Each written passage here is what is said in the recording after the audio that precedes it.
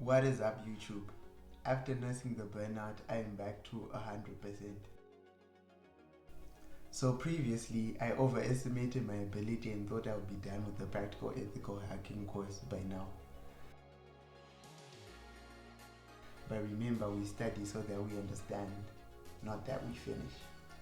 But honestly, I understand why it's 25 hours long and why it's actually recommended that you start with that one. It's actually because it makes up most of the exam, and the PNPT itself is an Active Directory based certification. And remember, over 90% of the Fortune 500 companies actually use Active Directory, so this actually speaks a lot to its practicality. Active Directory parts are quite dense and they make up most of the exam, so you have to be quite meticulous when going through them. Basically, we set up the home lab last time, and now we've been learning initial attack vectors. This is basically initial attack methods for entry that are based on common mistakes that system administrators make, such as leaving passwords in the description. Like, literally, who does that?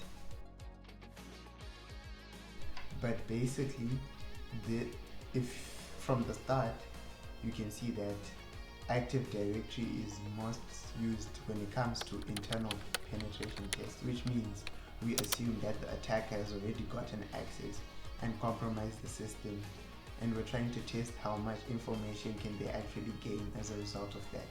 Apart from that, we also learned post-compromise enumeration. This is basically gathering as much information as possible once you've gotten access. So you realize that it's not always the goal to actually gain root, unless if it was a capture the flag, because in the capture the flag setup is actually where gaining root is important, because the root account is likely where the flag exists.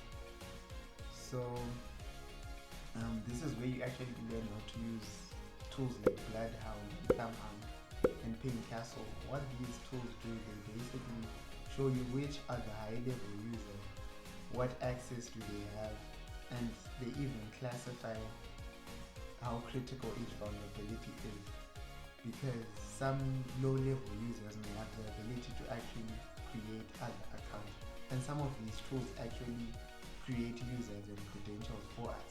So once we have those users and credentials, we can use them to see how much information can the basic user access, and you actually realize that basic user can actually stay connected to your network without your evidence, without you even knowing. In addition, I've also started school this week.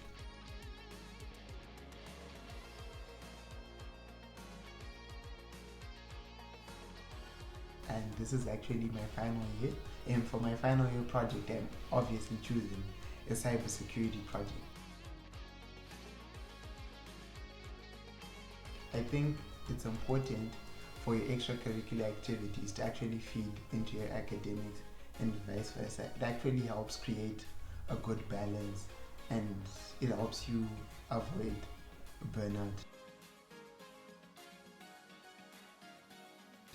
So when you think about it, it's two birds with one stone, because if you're in the cybersecurity space, you know the importance of having cybersecurity related projects on your portfolio.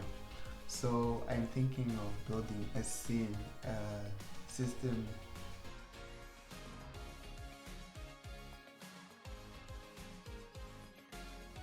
that and or a honeypot in partnership with the SIM. I think it makes a bit of sense. But an intrusion detection system is also an option, or something that's a bit cloud related, since cloud is quite popular architecture these days, and also I'm just brainstorming at this point. But stay tuned for what will happen next time and when we finish the practical ethical hacking course, and then we can move on to open source intelligence. Hey!